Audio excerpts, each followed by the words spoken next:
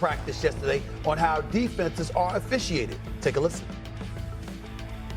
5 years they're not going to call, you'll eventually start worrying about it. They don't call offsides for offense, but they'll call on defense. They won't call offensive pass interference, but they'll call defensive pass interference immediately. Like, we know what you're trying to do. They want to load the points up so fans can be happy, and you know what I mean? They'll call defensive holding, but they won't call offensive holding. Like let's just wake up.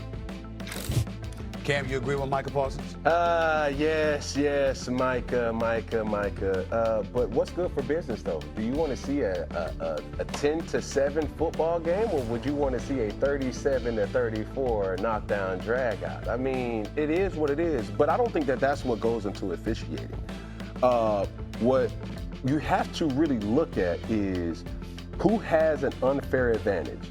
It's disappointing when you see how hard it is to be an actual cornerback in this league. That's tough, right? It's disappointing to see how can you really stop the tush push. It's tough, but you got to get over it. Micah Parsons has been in this league and understood the deficiencies that he may deem as deficient, but it's still good for business. When offenses is exploding on the scoreboard, that's what we want to see as fans. So are you saying that let's not be critical of officiating because it's good for business when the offense is favored over the defense? What I am saying is, let them play, coach. Let them play. No, you know what he's saying? He's saying because I said so. You remember back in the day, you do something and your mama would tell you not to do it. That's right. And then you would be like, well, why, mama? Because I said so. That's exactly what Cam is telling the defense. He's saying, yes, it is unfair. Yes, all of the rules do benefit the offense. You know what happens when something happens to a guy like a Cam Newton, a Tom Brady, or one of the top quarterbacks in the league, a Patrick Mahomes, Josh Allen? A new rule is made. You know why you can't hit quarterbacks low? Because Tom Brady missed the season. Do you know if you get into the pocket and the quarterback is throwing the ball and you attempt to block the football or knock it down or tip it and you just graze his pretty little helmet, you know what happens? They get 15 more yards and they got a first down. Micah Parsons is rushing the quarterback last week, literally trying to get to Joe Flacco. He got a hand around his neck. He getting clotheslined. Dude got a hand all the way on his other shoulder. His shoulder pad sitting on top of his ear hole. And you know what happened, Stephen A? Nothing. Not a damn thing. You know why? Because as long as the offense scores, now everybody can watch Jackson Dart dance in the end zone. Let me throw this at you because my man Ray Lewis, he broke this down because you know how he get when he start whispering, Stephen A. You know, he starts whispering, right? And that's when he's getting intense, even more intense, right? Like, we men. And I'm going like this. I got that, Ray. But why you always walking around acting like you know what you threw up your hands and somebody else got to in the same, in this mano and mano? That's it. If a quarterback is standing there throwing the pass, he's defenseless essentially. It ain't like he up there against you. So I'm like, when you talk about somebody, you bring up Tom Brady getting hit low. I don't have a problem with a rule that don't want you to hit a cat in the knees or lower if you're in the quarterback position. If you can go from the knees up, I don't have a problem with that because damn, you throwing the damn football. It ain't like you getting the face up against the defender. What about so I gotta tackle you, and when you fall into the ground, why I gotta stop, drop, and roll all the way off of you? Because if I fall, that's part. And I have a little extra on the part. I mean, he can act.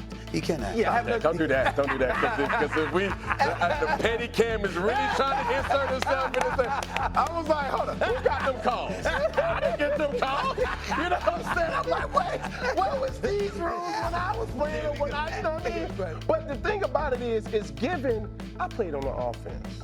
It's given you played on the defense. Now let's go to a person that watches it and covers it for a long time. Stephen A. When you watch game film, whether basketball, in this case football, would you not want to see a high-scoring game? Absolutely would. You're absolutely right. You want more offense because you're bored by just the defensive battle.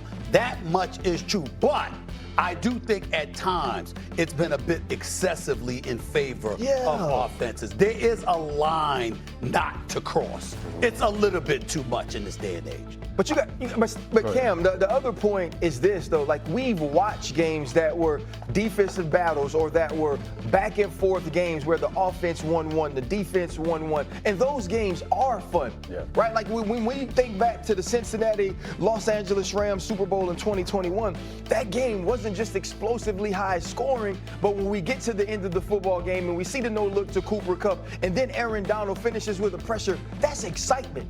Right? It's supposed to be parity. It's supposed to be an opportunity for both sides of the ball to have a chance to excel. And I think the more rules that we get and the more quote-unquote fun that we're attempting to have, we're taking the physicality, we're taking the mano-a-mano, we're taking the gladiator out of a sport that people watch because they can't do the things that you used to be able to do. Yeah, but when you're talking about Super Bowls, I did not win one, obviously. I can hear the comments now. But when I look at the LA Rams versus the Patriots, I don't want to see that Super Bowl.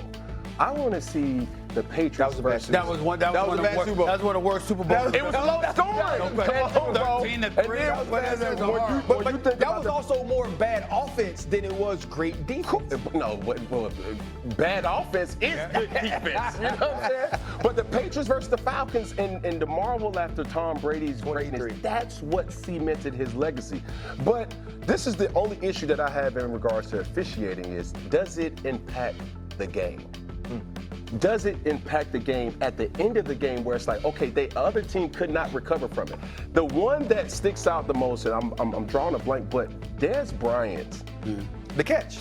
Yes. Against Green Bay playoffs. It's one of them things like, oh my God, like that impacted the pass interference call, for New Orleans Saints. So those type of calls, they have to take the time to really make the right call, because when you don't, certain things happen. I would just tell you from a fan's perspective, that was a bad example to bring up Dez Bryant against the Green Bay Packers, because that led to so much misery for Cowboy fans, which made me very happy. Saturday! Sometimes we allow the results of the games to influence the way we think about teams too much. And players get so mad at me. Teddy Bruschi got so mad at me every time I brought this up last year with Kansas City. But sometimes you look at teams' point differential, you look at teams' yardage differential, and they tell the story. If you didn't know what the Eagles' record was, and you just watched them play, you would not be so convinced that they were a Super Bowl caliber team. So that's my question to you, Bart. Are they a Super Bowl caliber team again this year? I think they're a team that's down in the middle with everybody else, but one thing I do believe that they have the capability. We talk about low floors and high ceilings. This is a team that has a high ceiling because of the personnel, and we know that they have one of the best executives in all of football that can recognize what this team needs and can go out and address it. We talk about the big differences. They lost a lot of leadership in Brandon Graham. They let Sweat graduate out of the program. They left them without pass rushers. So now I think they go out and they address that situation. I think they'll find themselves exactly where they are, with an opportunity to beat any team that they line up against in the NFC. What are the vibes there, Peter? Because like you just watch them, you watch some of the stuff that happens during the week, A.J. Brown and some of the comments that we've seen coming out of there. From a distance, it feels like the vibes are off. What are they? How are they feeling there? Part of it is, hey, look, we've beaten the Chiefs, the Buccaneers, and the Rams already. Back off, right? We've done, why don't you guys, everyone, just step off? We beat the Cowboys in week 1. And then part of it is what we see externally. Kevin Patullo in a press conference talking around things. Lane Johnson after the game saying the offense isn't creative enough. And then, of course, you've got was there a meeting? Was there not a meeting? What constitutes a meeting between Jalen, Saquon, and AJ? So all that stuff's real. 4-2 is different in Philadelphia this year than 4-2 is in maybe a Jacksonville or a Tampa Bay. It feels different because that's what the standard is. And even when they won their Super Bowl, it didn't feel like this feeling of great joy. It felt like this feeling of, all right, keep them at bay. We can now do it. There's a different pressure cooker in that city. Those guys have been able to handle it.